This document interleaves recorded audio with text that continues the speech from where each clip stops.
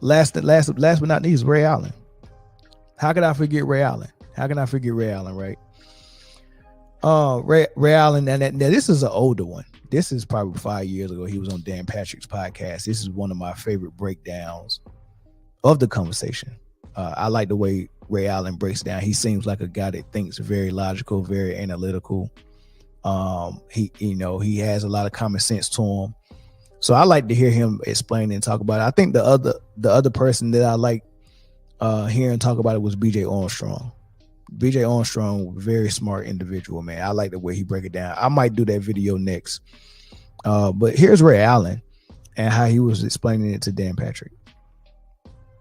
Does LeBron have to do something, or can he do something where you would go, now I would look at him as the best player? No, I think he certainly, just off the cuff, he's certainly the top 5 of all times. But playing against him and MJ, I think for me, it's MJ all day long, only because how I played against him. And, MJ just had everything, from mid-range to 3-point to post-up game, and he could score and dominate in each position.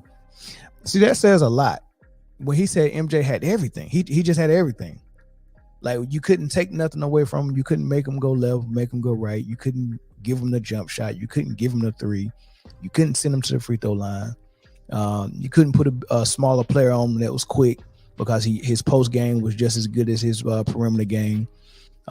Even if you put a bigger guy on him, he got something for everything. No matter what you throw at him, I have something for that. Right? I have something for that. And what I got for it is in my arsenal. It's different for how LeBron does it. LeBron is a very smart player as well. And he now in year 21, he has almost something for whatever you throw at him.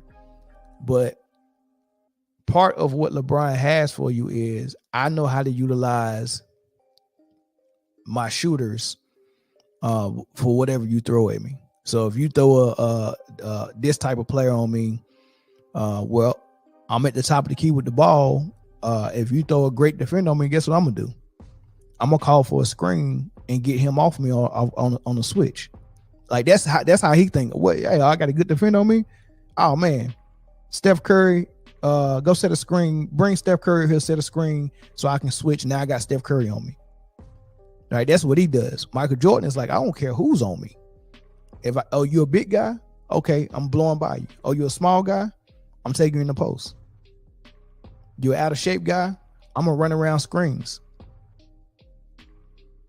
So that like everything that was his counter was in his arsenal. And LeBron's counter is, I'm gonna get the defender off me. I'm gonna get a non-defender on me, and then I'm gonna drive to the hole. And when y'all double, I'm gonna kick it out to Kyle Korver for a 3.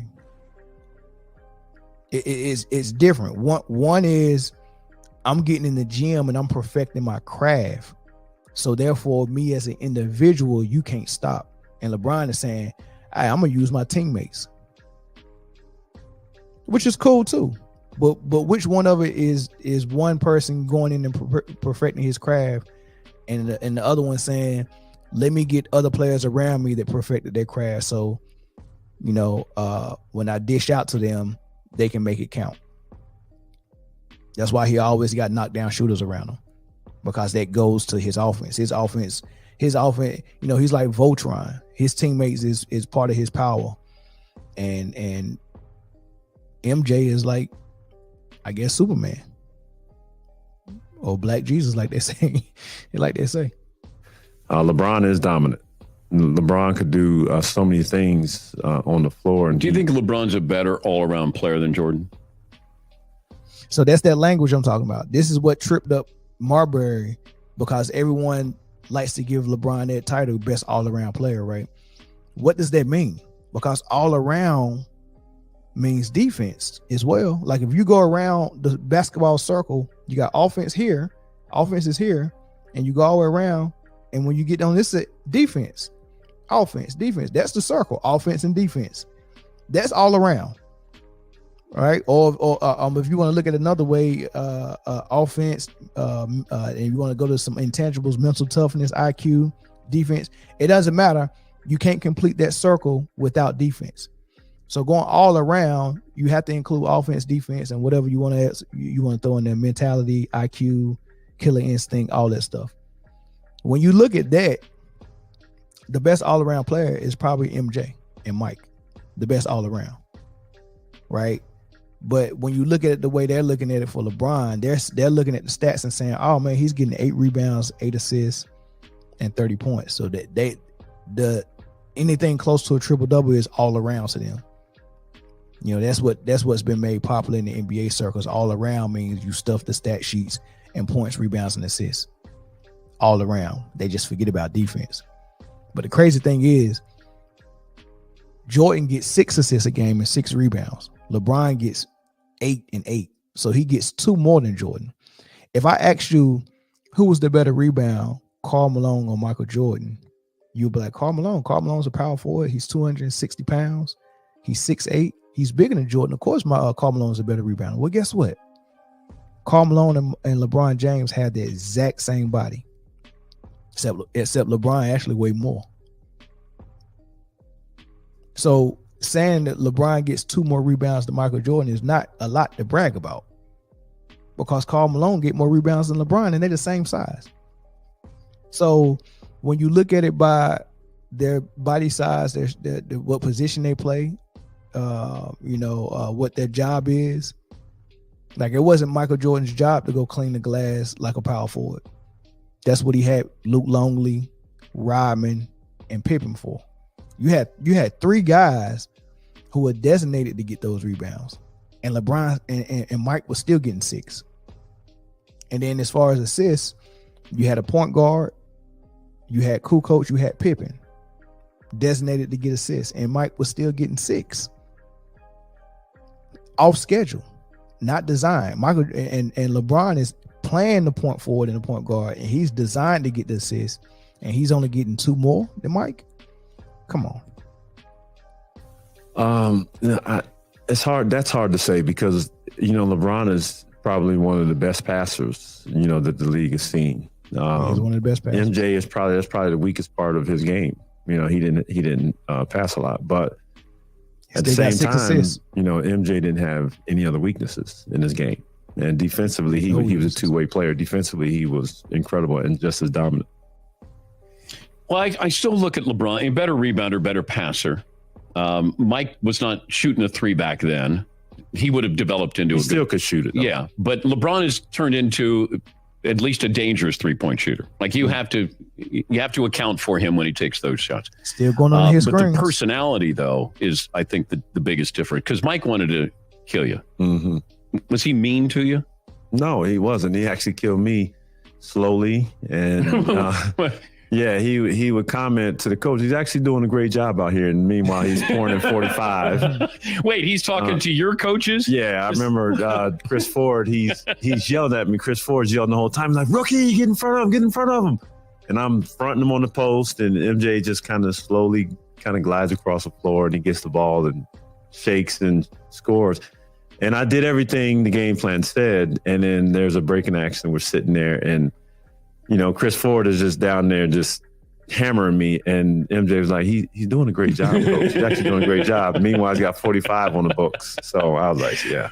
Did you think that Mike didn't want you taken out because he had 45 in the books? Like, he wanted you to guard it? No, I honestly believe that he didn't think that anybody could stop him. He can score whenever he wanted to score, wherever he wanted to score. So it didn't matter what I did out on the floor. He was going to get his touches. He's going to get his points. More unstoppable, though, when they get that mindset, Michael or Kobe? Certainly Michael. Really? Yeah. Because, Kobe put up 81. Yeah, that was a bad Toronto defense at the time. I remember. It's still 81, right? Yeah.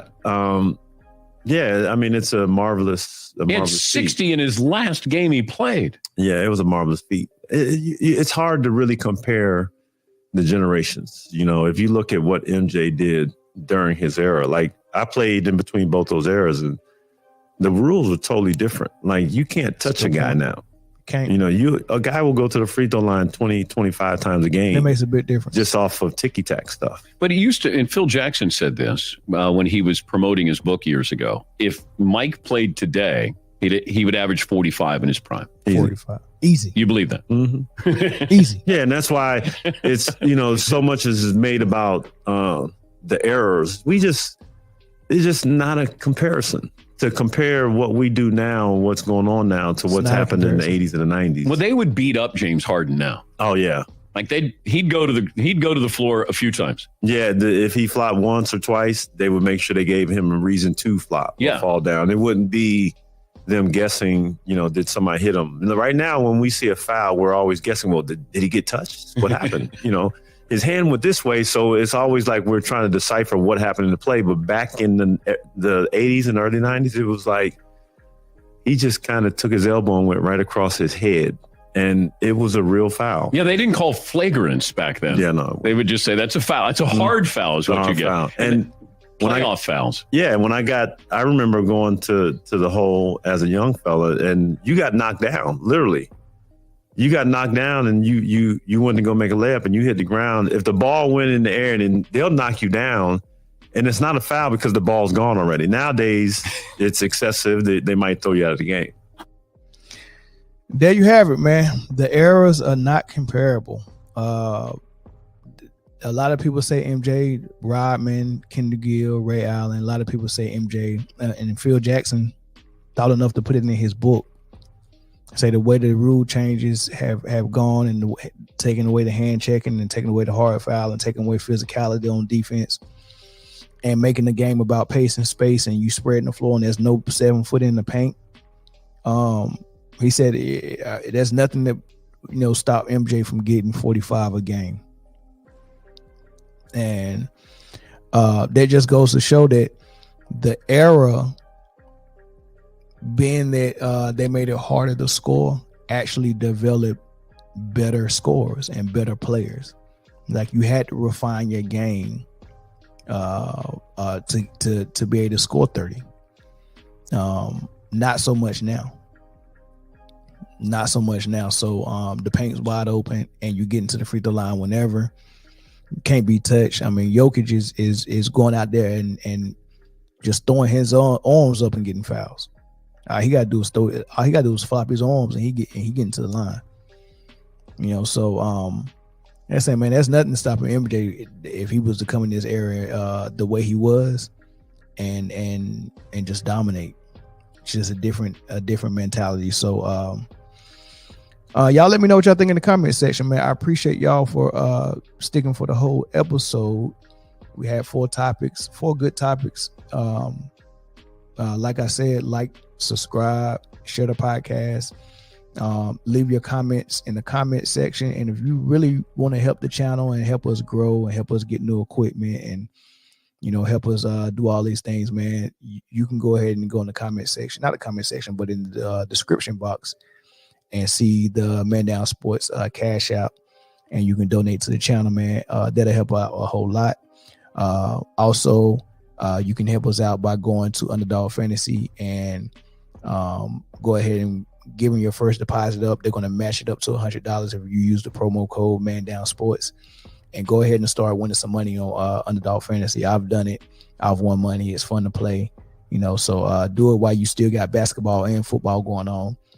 So you can do it that way. But without further ado, like I said, appreciate everybody for tuning in, and word from our sponsor on the way out. Underdog Fantasy is the best place to play fantasy sports. I want to tell you about the easiest way to get in on some NBA action with Underdog Fantasy and their pick'em game. Just find your favorite player, or any player for that matter, pick higher or lower on that player's stats, and you can win up to 20 times your money in one night. Pick between 2 or 5 players to fill your pick'em entry. Get every pick right, and you can net yourself some serious cash. Use the promo code Man Down Sports, and you can get your deposit doubled up to $100. You got to check on the map to make sure your state is eligible to play Underdog Fantasy. But as soon as you do, and if your state is, go ahead and download Underdog Fantasy's app. Use the promo code Man Down Sports, and you can, like I said, you can get that $100 match on your first deposit. And I would want to thank Underdog Fantasy for sponsoring, man.